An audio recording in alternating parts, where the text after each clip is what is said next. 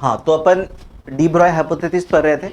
D Broglie hypothesis ने, D Broglie ने क्या बोला था, एक लाइट जो है जो वेव होके पार्टिकल नीचे शो कर रही है, तो एक पार्टिकल होके भी वेव नेचर शो करेगा, है ना। तो एक पार्टिकल होके भी वेव नेचर शो करेगा। इसके लिए उन्होंने एक रिलेशन बताया था। क्या बताया था? P is equal to H बटे लैम्डा। इससे इन्होंने एक और बात ये समझाया था, इसका जो ग्राफ बना था, कैसा ग्राफ बना था? Rectangular hyperbola. ये याद रखना, इधर P होता है, इधर lambda, this is rectangular hyperbola, ठीक है। ये रेक्टेंगुलर हाइपरबोला है। जैसे जैसे वेव नेचर बढ़ती जा रही है, जैसे जैसे देखो, जैसे जैसे तुम इधर से बढ़ते जा रहे हो, तुम्हारा ये P मतलब कि पार्टिकल नेचर या मोमेंटम तुम्हारा कम होते जा रहा है ना। और जैसे जैसे तुम्हारा वेव नेचर खत्म हो रहा है, इस डायरेक्शन में तुम्हारा वेव नेचर कम होता जा रहा, तो तुम्हारा पार्टिकल नेचर या मोमेंटम बढ़ रहा है। ये P को अपन पार्टिकल नेचर क्यों डिफाइन करते हैं? क्योंकि P इज इक्वल टू होता है मास इनटू वेलोसिटी। मास एक पार्टिकल के पास होगा और वेलोसिटी एक पार्टिकल के पास होगी। मैं एक पार्टिकल हूं, मैं दौड़ रहा हूं, मेरे पास मास है, मेरे पास वेलोसिटी है, तो मेरे पास मोमेंटम है, ठीक है।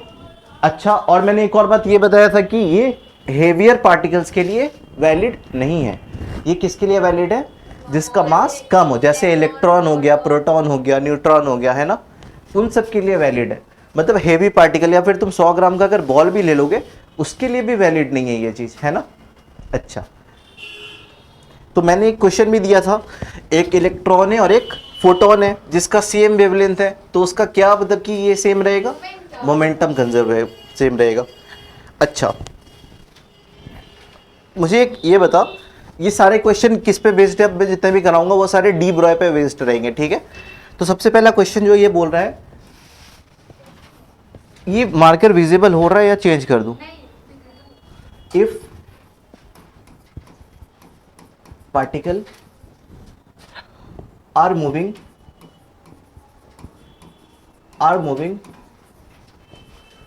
with same velocity, if particle are moving with same velocity, then which has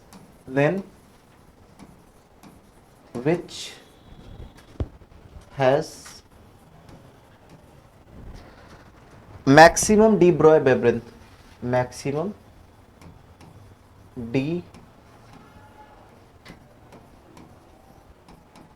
Broglie wavelength। इसका मेरे को ऑप्शन दिया है, ऑप्शन ए है मेरा प्रोटॉन, ऑप्शन बी है मेरा alpha particle,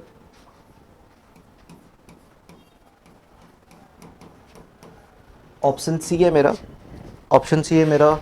neutron, and option D है मेरा बीटा पार्टिकल। हाँ, दिख रहा?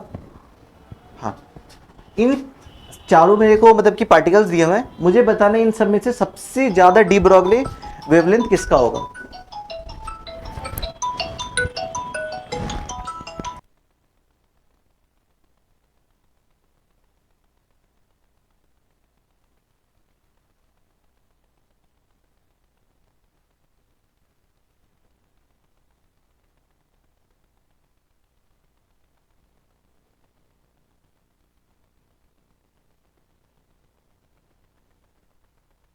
वो मास पे तो डिपेंड करेगा।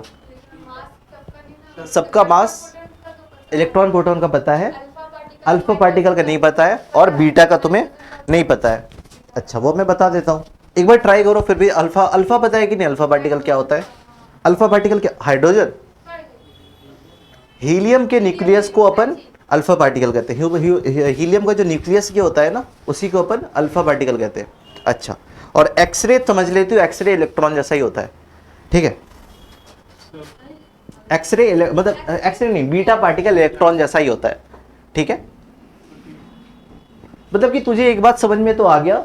डी ब्रॉगली वेवलेंथ के बारे में पूछा तो सबसे पहले अपन P is equal to H बटे लैम्डा पे देखेंगे, और lambda is equal to H बटे पी, और जिसको तुम क्या लिख सकते हो? एच बटे एम वी। यहाँ पे एक चीज क्या कांस्टेंट कर दिया है? वेलोसिटी जो है वो कांस्टेंट है। तो मतलब कि तुम बोल सकते हो lambda directly proportional to 1/m, मतलब जिसका मास जितना ज्यादा उसका वेवलेंथ उतना कम, मतलब उसका डी ब्रॉगली वेवलेंथ उतना कम। ठीक है, अब मैं तुझे बता देता हूं सबका अलग अलग मास क्या क्या होता है। सारा खेल तो मास का ही है। अब इधर लिख लेना proton, proton, proton, neutron, alpha particle, alpha particle, और लास्ट वाला मेरा क्या था, बीटा पार्टिकल। प्रोटॉन का मास जानते हो नहीं क्या होता है, 1 AMU, 1 AMU, हाँ 1 एस्ट्रोनॉमिकल मास यूनिट। न्यूट्रॉन का भी मास सेम होता है मेरा, है ना, that is also is equal to 1 AMU। Alpha particle जो होता है ना वो हीलियम का न्यूक्लियस होता है। हीलियम के न्यूक्लियस में कितने नंबर ऑफ प्रोटॉन कितने नंबर ऑफ न्यूट्रॉन होते हैं बता आशीष। हीलियम के न्यूक्लियस में कितने नंबर ऑफ प्रोटॉन होते हैं कितने नंबर ऑफ न्यूट्रॉन होते हैं, हाँ क्या दोनों मिला के दो, तो क्या दो, न्यूट्रॉन दो और 2 प्रोटॉन। ठीक है, जब मैं बोल रहा हूं एक न्यूट्रॉन का मास यहाँ पे 1 MU है, एक प्रोटॉन का मास भी 1 MU है, तो अल्फा पार्टिकल का मास कितना हो जाएगा 4 AMU। ठीक है, बीटा पार्टिकल जो होता है ना वो इलेक्ट्रॉन जैसा समझ ले, उसका जो मास होता है 1/1/1637 AMU होता है। ठीक है, मतलब 1 MU का भी इतना वा पार्ट। ठीक है, समझ में आ गया।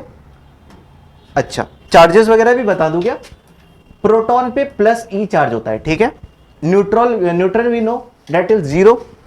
अल्फा पार्टिकल पे मेरा +2E चार्ज होता है, क्योंकि तुम्हें पता है कि न्यूट्रॉन पे तो चार्ज होगा नहीं, जो भी चार्ज होगा वो प्रोटॉन से आएगा, और प्रोटॉन पे चार्ज जब मैंने बता दिया +E होता है, तो 2 प्रोटॉन पे 2 + E अल्फा। और बीटा पार्टिकल तो तुम्हें पता ही इलेक्ट्रॉन जैसा होता है, तो उस पर -E चार्ज। बस इतना ही था,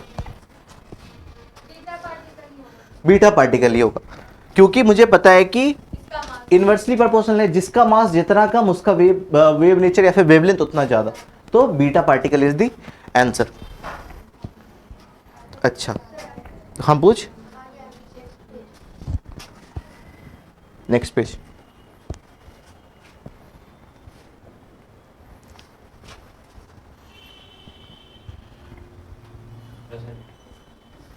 इधर से वो इधर से ये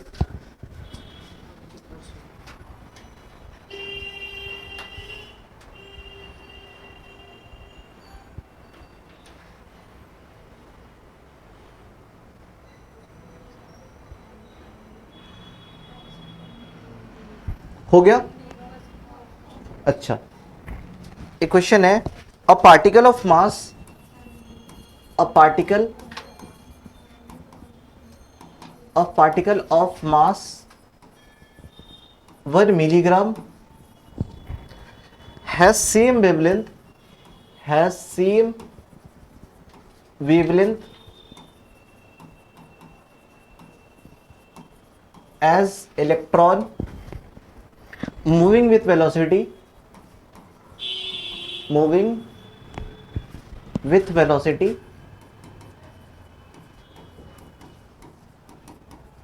3 × 10⁶ meter per second. The velocity of the particle is, easy था question, the velocity of particle is,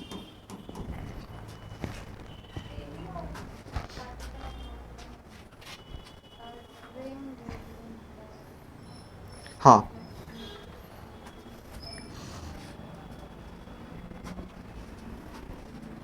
इस पे कौन सा लगाओगे, ऑप्शन देना है क्या,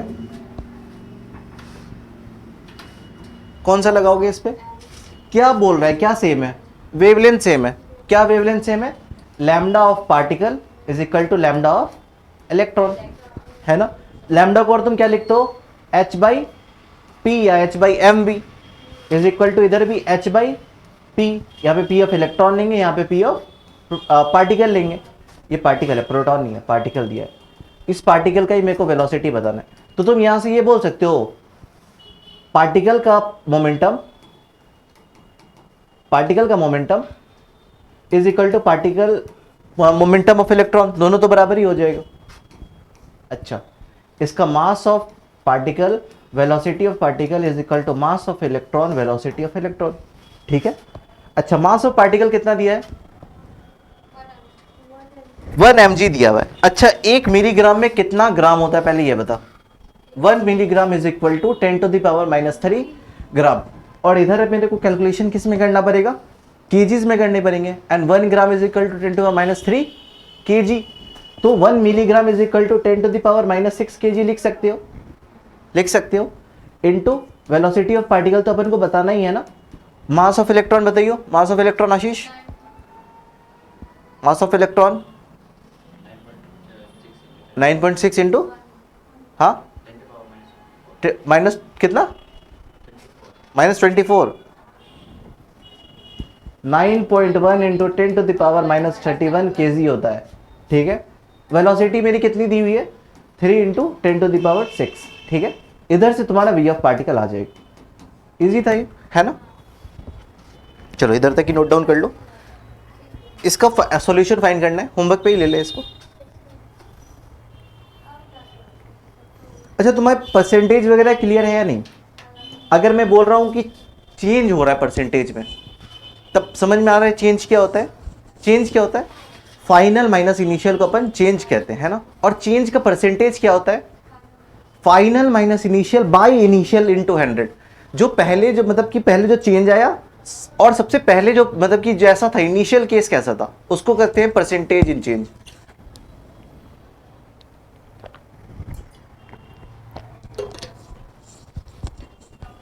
लिख लिया? इसका आंसर आएगा बाबू 2.73 इंटू 10⁻18 मीटर पर सेकेंड। यस,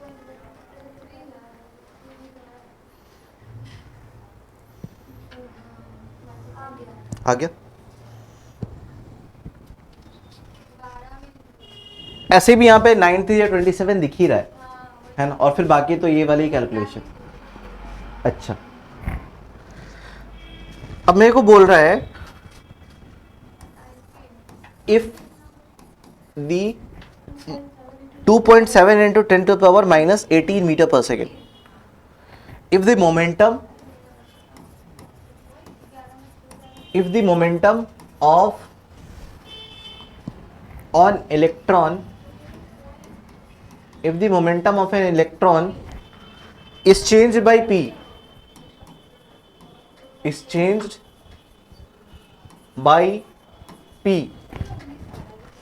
क्या हुआ? क्या 19 आ गया? कहीं गलत हुआ होगा। Then the de Broglie wavelength associated with it, then हाँ बोल, then the de Broglie wavelength associated with it changes by 0.5% the initial momentum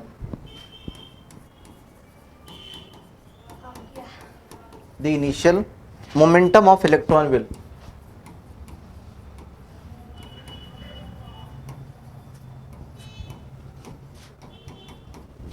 option है मेरा 200 p, बी है मेरा 400 p। अभी आज मार्कर अच्छा लग रहा है लिखने में। सी ऑप्शन है मेरा p/200, हाँ। और डी ऑप्शन है मेरा पिंक नहीं है, ये वॉयलेट है। हाँ हाँ ये ना हल्का वॉयलेट है, ये पिंक नहीं है ये।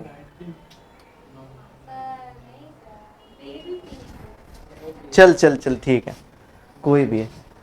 एक क्वेश्चन समझ में आया कैसे करके करना है? इसमें बोल रहा है कि देख मेरा क्या हो रहा है, मेरा मोमेंटम जो है वो मेरा चेंज कर गया पी से, ठीक है। और उस टाइम जो वेवलेंथ जो चेंज होती थी, वेवलेंथ का जो परसेंटेज जो चेंज होता था वो हो गया मेरा 0.5%। मेरे को पूछ रहा है इनिशियल मोमेंटम क्या था मेरा। हाँ हाँ, तुमने एरर एनालिसिस पढ़ा था क्या 11th में? एरर एनालिसिस, नाइन्थ नहीं 11th का बोल रहा हूँ। एरर एनालिसिस में होता ही है ना, देख जैसे कि कोई इक्वेशन है y a के पावर p b का पावर c, ठीक है, तो तुम change in y by original y is equal to होता है, इसका जो पावर जो होता है ये आगे आ जाता है delta a by a plus c delta c by नहीं डेल्टा b बाई b, ठीक है, पावर आगे आ जाता है बस, ठीक है। अगर इधर डिवाइड में भी रहेगा ना, अगर मान ले कि इधर पावर d का पावर z है, ठीक है, ये वाला भी z बाहर आ जाता है, हाँ माइनस कर सकते हैं, अपने दिमाग के लिए उसको माइनस रख ले, minus d by d। But तुम्हें अगर कोई चेंज पूछेगा जो y d पे डिपेंड कर रहा है, तुम्हें पता है कि y जब बढ़ेगा तब d घटेगा, और जब d जब कम होगा तो y बढ़ेगा, तो इधर प्लस माइनस कर सकते हो तुम, बट अगर इक्वेशन अगर ऐसी बन रही है ना तो इसको पहले प्लस में ही छोड़ देना, और बाद में अगर पूछेगा कि इंक्रीज हो रहा है या डिक्रीज हो रहा है, तो तुम पहले ये वाला टर्म देखना, जो टर्म दिया हुआ वो इंक्रीज हो रहा है या डिक्रीज हो रहा है। अगर वो इंक्रीज हो रहा है तो उसके सामने वाला ये क्या हो जाएगा, डिक्रीज हो जाएगा। इसी पे बेस था, तो मैं तुम्हें बताता हूं इसमें हुआ क्या है और ये कब लगाना है। इसका भी एक टर्म है, ये बस छोटे चेंजेस के लिए लगा रहे हैं, मतलब कि जब तक 5% तक का अगर चेंजेस होगा ना तब तक ही लगाने हैं। इधर चेंज कितना किया है, 0.5%, बहुत छोटे चेंज के लिए इसको यूज करना है, ठीक है, बहुत छोटे से चेंज के लिए यूज करना है। अच्छा मेरे को क्या दिया हुआ है,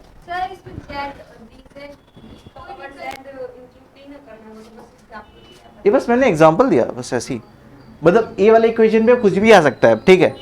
अब देख ये वाला करना कैसे है,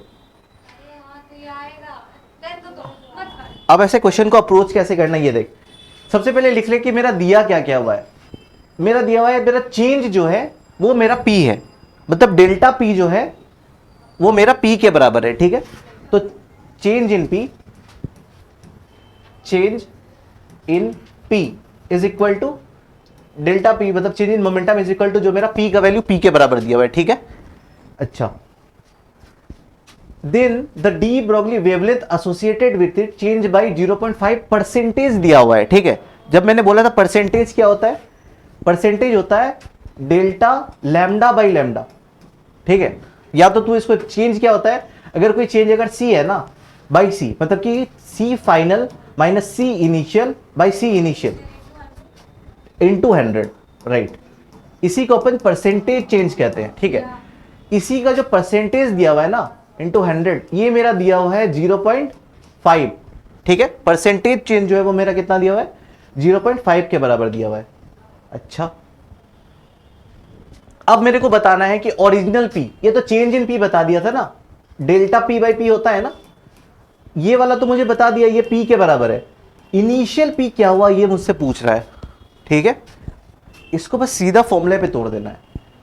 पी इज इक्वल टू क्या होता है, एच बटे लैम्डा होता है, P is equal to H बटे लैम्डा होता है ना, या lambda is equal to H बटे पी होता है।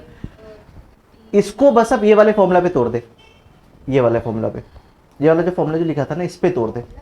हाँ इस पे जब तुम तोड़ोगे तो तुम क्या लिखोगे, डेल्टा पी बाई पी, ठीक है, delta P by P, H तो भाई कांस्टेंट ही रहता है, एच के साथ तो कोई चेंजेस नहीं होता है, is equal to delta lambda by lambda, ठीक है, डेल्टा लैम्डा बाई लैम्डा। इधर मेरा delta lambda by lambda into 100 का मेरा वैल्यू दिया 0.5, ठीक है। तो डेल्टा लैम्डा बाई लैम्डा क्या हो जाएगा, 0.5 बाई 100 हो जाएगा। तो तुम इधर डेल्टा लैम्डा बाई लैम्डा की जगह पे क्या पुट कर दो, 0.5 बटे 100 पुट कर दो। अच्छा मेरा चेंज इन पी मेरा कितना दिया हुआ है, पी के बराबर पी, और मेरे को अब इनिशियल पी निकालनी है, पी इनिशियल मेरे को फाइंड करना है। तो पी इनिशियल को पी इनिशियल ही रहने देते हैं, वो वाला उधर चला जाएगा। तो पी इनिशियल क्या हो जाएगा, P initial is equal to 100 P by 0.5, एक जीरो ऊपर चला गया, 5 2 ज़ा 10, 200 पी। पी इनिशियल मेरा कितना आ गया, 200 पी, ठीक है। ये वाले अगर एनालिसिस अगर तुम्हें पता है ना एरर एनालिसिस का, तो तुम्हें मतलब कि कितना भी अगर चेंजेस दे देगा ना 1% 2%, मतलब लगाना इसको 5% के अंदर तक किया, मतलब कम चेंजेस के लिए लगाना है, ठीक है। अभी मैं एक और क्वेश्चन कराऊंगा जहाँ पे ये शॉर्टकट काम नहीं करेगा, वहाँ पे तुम्हें फिर इनिशियल मानना पड़ेगा। इनिशियल पी था, उसके बाद वो 0.5% बढ़ गया, ठीक है, वो चेंज इतना कर गया। अगर मान लो कि अगर तुम इसको अगर ऐसे ही अगर कर रहे हो, मतलब विदाउट ये वाला एनालिसिस लगा के, तो तुम क्या करोगे, पहले तुम पी मानोगे, फिर वो चेंज कितना कर गया 0.5% ऑफ पी प्लस पी करोगे, ऐसे ऐसे करके चेंजेस करोगे, तो ये वाला बहुत हेक्टिक हो जाता है, ठीक है। और ये वाला तब इजी होता है ना, जब लंबा वाला प्रोसेस तब इजी होता है जब ये पॉइंट वगैरह भी ना रहे, जब ये बड़ी वैल्यू रहे। ये वाला वैल्यू कब वैलिड है, जब छोटी छोटी वैल्यू रहेगी तब ये तुरंत निकाल के दे देगा किसी का भी परसेंटेज, ठीक है। लिख लिया इसको, हाँ बैक।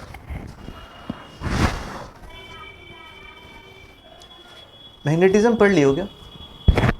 मैग्नेटिज्म नहीं पढ़ा है?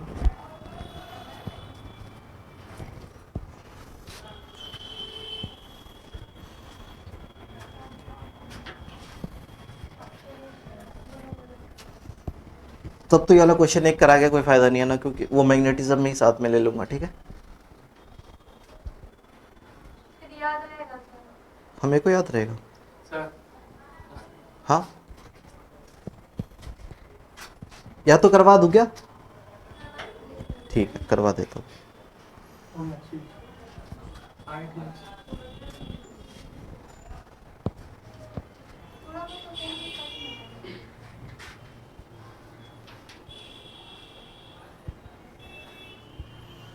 इजी है, बस एक एनालॉजी बस लगाना पड़ता है, बट ये बहुत फेमस है, मतलब कि मैग्नेटिज्म में इसको बताया ही जाता है।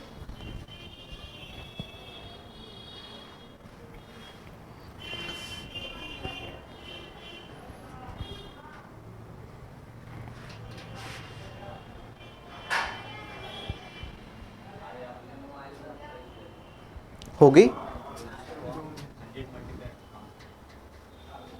कहाँ पे 100 मल्टीप्लाई किया? परसेंटेज क्या होता है? परसेंटेज ही होता है ना। परसेंटेज क्या होता है? परसेंटेज मल्टीप्लाई बाय 100 होता है ना। तो इतना मेरे को वैल्यू दिया हुआ था, परसेंटेज का वैल्यू मेरे को दिया हुआ था 0.5, 0.5% था। अगर 0.5 बस लिख लेता तो यहाँ पे 100 ही लगाते, ठीक है।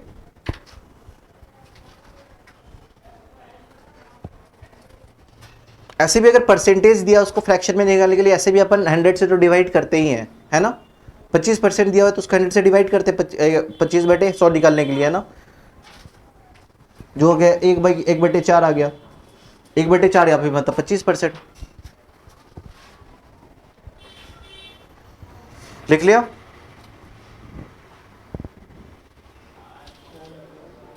हो गया ना। अच्छा, अब मेरा क्वेश्चन है वही वाला मैग्नेटिज्म वाला है, ठीक है। अगर बाई चांस, हाँ क्या हुआ बोल, कौन क्वेश्चन है? हाँ कल तो डी ब्रॉय पढ़ा ना, तो डी ब्रॉगली के बाद अब उसका क्वेश्चन तो लगाना है ना। क्वेश्चन क्या है मेरा, ये जो पढ़ा रहा हूँ वो मैग्नेटिज्म का है। अगर बाई चांस अगर तुम्हें नहीं समझ में आ रहा बहुत डिटेल में, तो अपन उसको मैग्नेटिज्म में देखेंगे। इधर बस आंसर में, हाँ दोबारा से देखेंगे उसको। इस पे बस जो है ना, इसमें है क्या, बस अपन को mb की वैल्यू निकालनी होती है, ठीक है। mb मास इनटू वेलोसिटी, और उसी वैल्यू को बस अपन p = h/λ होता है ना, इस p के जगह पे बस इस मैग्नेटिज्म वाली mb की वैल्यू को पुट करते हैं, बस इतना ही करते हैं। इसीलिए मतलब कि देखो क्वेश्चन क्या है, an alpha particle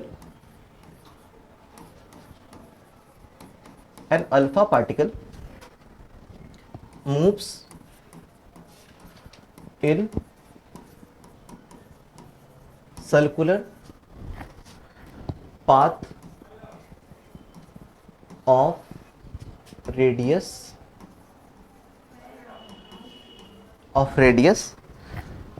0.83 centimeter in presence of magnetic field, in presence of magnetic field 0.25 वीबर पर मीटर स्क्वायर। अब तुम पूछोगे वीबर पर मीटर स्क्वायर क्या होता है? मैग्नेटिज्म को अपन टेस्ला में डिनोट करते हैं, ठीक है। 1 टेस्ला = होता है वीबर पर मीटर स्क्वायर, ठीक है। हाँ टेस्ला। या तो मैग्नेटिज्म को अपन किस में डिफाइन करते थे बताओ? इलेक्ट्रिक फील्ड को अपन किससे डिफाइन करते थे? इलेक्ट्रिक फील्ड का बताइयो। इलेक्ट्रिक फील्ड को अपन किससे डिफाइन करते थे? हाँ मतलब कि यूनिट क्या था? हाँ न्यूटन, कूलम था। हाँ चार्ज का कूलम था। उसका बता। इलेक्ट्रिक फील्ड का बता। जैसे इलेक्ट्रिक फील्ड होता है ना, वैसे मैग्नेटिक फील्ड को अपन टेस्ला से डिनोट करते हैं। टेस्ला से डिनोट करते हैं, ठीक है। उसका यूनिट मेरा टेस्ला होता है। हाँ टी, यही इसका साइन होता है, ठीक है। या तो टेस्ला लिखा रह जाए या वीवर पर मीटर स्क्वायर लिखा रह जाए, ठीक है। डब्ल्यू भी होता है मेरा वीबर। वीवर भी एक साइंटिस्ट थे।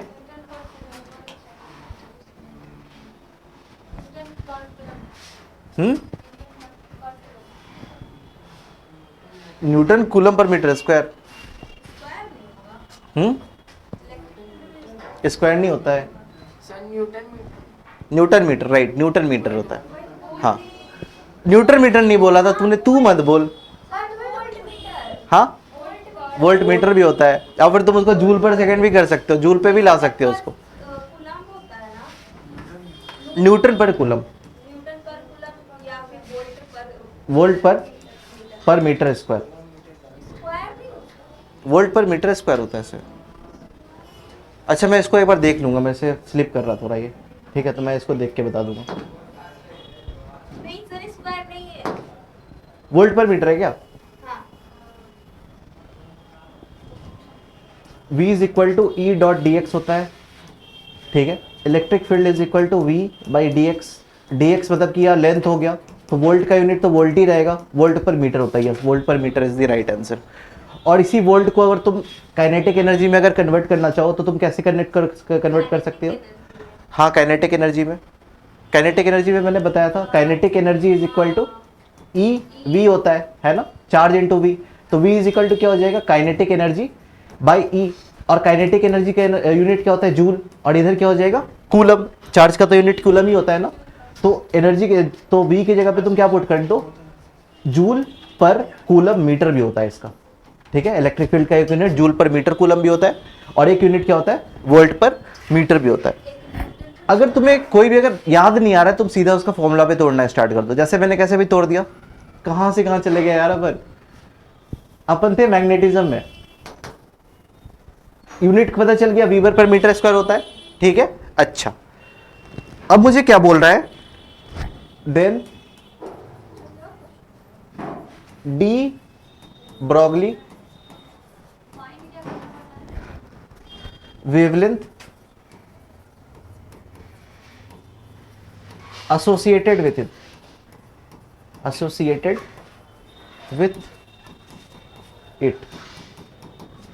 इसको सॉल्व कर पहले। देखिए ऐसे सॉल्व तो होगा नहीं, मतलब कि देख इसमें होता क्या है ना, जब कोई मैग्नेटिक फील्ड में जब कोई भी मतलब कि चार्ज पार्टिकल जब घूम रही होती है, तो जब इस चार्ज पार्टिकल का जो वेलोसिटी जो होता है, वेलोसिटी वेक्टर, वो परपेंडिकुलर होता है मैग्नेटिक फील्ड वेक्टर के। उस टाइम जिस रेडियस पे ये सर्कल जो घूम रहा होगा ना, जो जिस मतलब कि जिस पे ये चार्ज पार्टिकल घूम रहा होगा, देखो अंदर तरफ चार्ज पार्टिकल है, ठीक है। इधर इसकी फील्ड लगेगी जिस डायरेक्शन में चार्जेस जा रहे हैं, या फिर अगर इलेक्ट्रॉन रहेगा, तो क्या हो जाएगा? इलेक्ट्रॉन रहेगा तो उसके ऊपर मतलब कि ऑपोजिट डायरेक्शन में करंट लगेगा। अगर मतलब कि कोई प्लस चार्जेस रहेगा तो जो डायरेक्शन में वो जा रहा है वही डायरेक्शन हो जाएगा मेरा वेलोसिटी का। तो मेरा फोर्सेस का यूनिट आता है, ठीक है। ये मैग्नेटिक फील्ड हो गया। इस चार्ज पार्टिकल पे क्या होता है ना, इस चार्ज पार्टिकल पे एक नीचे तरफ फोर्स लगता है एफ, जो क्या होता है? एफ बी होता है, force due to magnetic field. और इसी फोर्स को बैलेंस करने के लिए क्या होता है? मेरा ऊपर की तरफ मेरा सेंट्रीफ्यूगल फोर्स लग जाता है। और तुम्हें सेंट्रीफ्यूगल फोर्स तो पता है ना, सेंट्रीफ्यूगल फोर्स क्या होता है? M V square by R होता है, M V square by R होता है ना, M V square by R होता है। तो ये जो force due to magnetic field जो होता है is equal to force M V square by R के बराबर हो जाता है, ठीक है।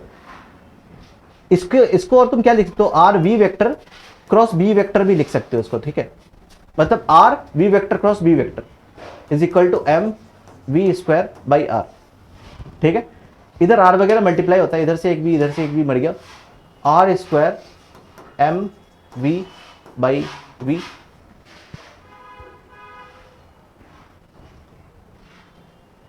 तो इधर आर जो आता है वो आता है मेरा एम वी बटे क्यू बी के बराबर आ जाता है, ठीक है। ठीक है, जिस रेडियस पे वो घूम रहा होता है वो, ठीक है, जिस रेडियस पे वो घूम रहा होता है उसका वैल्यू मेरा कितना आ जाता है, R is equal to M V बटे क्यू बी आ जाता है। क्यू क्या है मेरा, चार्ज है, बी मेरा क्या है, मैग्नेटिक फील्ड है, एम क्या है मेरा, मास है, और वी मेरा वेलोसिटी। अब देख इस इक्वेशन से मेरे को तो then de Broglie hypothesis wavelength associated with it पूछ रहा है। हमें पता है कि डी ब्रॉगली वेवलेंथ अगर पूछ रहा है तो एच बटे पी होता है, और पी की जगह पे तुम क्या पुट कर सकते हो, एम वी पुट कर सकते हो। इस एम वी की जगह पे तुम क्या लिख सकते हो, M V is equal to R Q B लिख सकते हो, लिख सकते हो आर क्यू बी। बस इस एम वी की जगह पे जो मेरा लैम्डा है ना, इसकी जगह पे तुम क्या कर दो, आच बाई आर क्यू बी, ठीक है। एच तो तुम्हें पता है प्लैंक्स कांस्टेंट, रेडियस मेरे को दिया ही हुआ है, रेडियस कितना दिया हुआ है 0.83, अल्फा पार्टिकल है, अल्फा पार्टिकल पे चार्ज कितना होगा, 2 ही चार्ज होगा। तो बस यहाँ पे बस अब सब वैल्यू को पुट करना है, 6.6 इंटू, हाँ 2 ही मतलब एक प्रोटॉन पे चार्ज कितना होता है 1.6 इंटू 10 टू द माइनस 19, मतलब 2 into 1.6 into 10 to the power minus 19, ठीक है। तो आर की जगह पे तुम आर की वैल्यू को पुट करना, आर की वैल्यू मेरी कितनी दी हुई है 0.83 मेरी दी हुई है, 0.83। क्यू मेरा कितना हो जाएगा, यही हो जाएगा 2 into 10 to the power 1.6 into 10 to power minus 19। कौन सेंटीमीटर में है, इसको मीटर में कन्वर्ट करना होगा, है ना, मीटर में कन्वर्ट करना होगा। और लास्ट में मेरा मैग्नेटिक फील्ड है, मैग्नेटिक फील्ड की जगह पे 0.25 पुट कर देना, ये जो बी जो है ना इसकी जगह पे 0.25 पुट कर देना, तब जाके तुम्हारा आंसर आ जाएगा। मुझे पता है थोड़ा सा ऊपर से गया होगा, गया है क्या,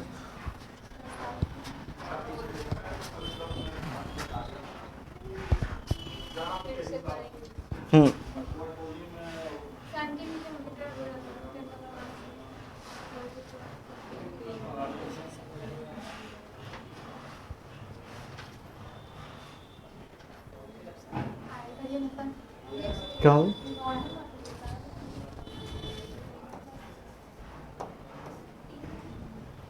अगर इसको एनोलॉजी को अगर समझना है तो ऐसे करके लिख लेना, F B is equal to M V square by R, और ये फोर्स किसके बराबर होता है, Q V vector cross B vector के बराबर होता है, इज इक्वल, क्या हो गया, बस मैं ये बोला, बस एनोलॉजी बस लिख दे रहा कि कैसे आया, आर की वैल्यू कैसे आई, M V square by R, इधर से एक वेलोसिटी मर गया, तो Q B is equal to M V by R, R क्या आ गया, M V by Q B, और अपन को पता है कि वेलोसिटी जो होगा वो परपेंडिकुलर होगा, ठीक है। बाकी मैग्नेटिज्म में मैं तुम्हें बताऊंगा ये अच्छे से एक बार, ठीक है। ऐसे भी समझ में आ गया होगा जो मेरा मैग्नेटिक फील्ड जो है वो कैसा, अभी जो हमारी जो सन घूम रही है, मतलब कि पृथ्वी हमारा घूम रहा है सन के अगल बगल, वो किस कारण घूम रहा है, कहाँ पे आर स्क्वायर है, अभी गलत लिख दिया था यहाँ पे, इसको फिर से वापस से मैंने लिखा, इसी को मैंने इधर करा है, इसी को मैंने साफ से इधर लिखा है, ठीक है।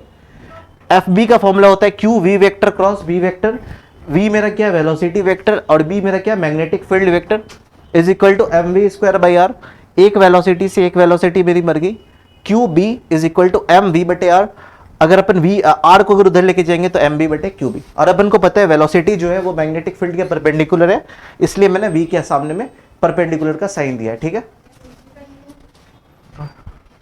ये वाला पहले लिख लेना पहले, हाँ अब सॉल्व कर लेना इसके आगे, हाँ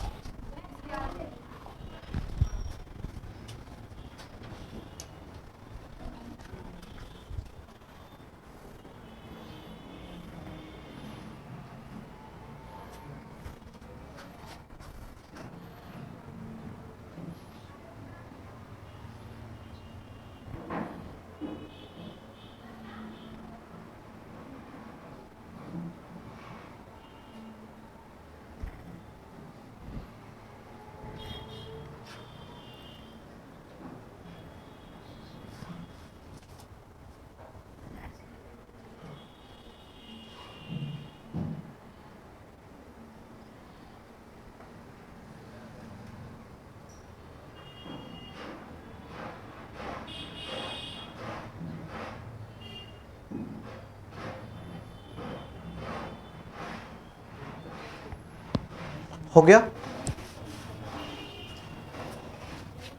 हो गया।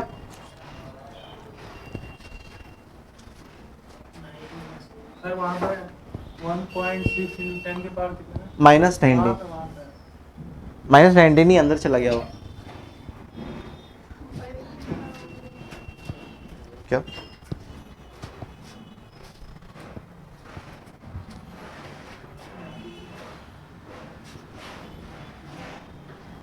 लिख लिया? एक क्वेश्चन जो होमवर्क क्वेश्चन है इसको लिख ले। आज एक भी होमवर्क नहीं दिया था ना? पहला है। एन इलेक्ट्रॉन, ये वाला सॉल्व करने के लिए ना आपको कौन वाला? आगे कभी नेगेटिव वाला बस उसका आंसर ही निकालना है। हाँ, बता एन इलेक्ट्रॉन जिसका मास m है, जो initial velocity with an initial velocity with an initial velocity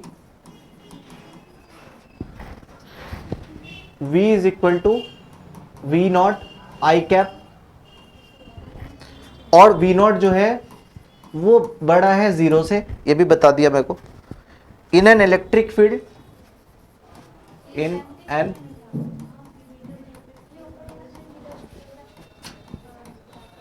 ये तुम्हारा जो इलेक्ट्रोस्टैट चैप्टर है प्लस ये वाला चैप्टर का मिक्स है, ठीक है।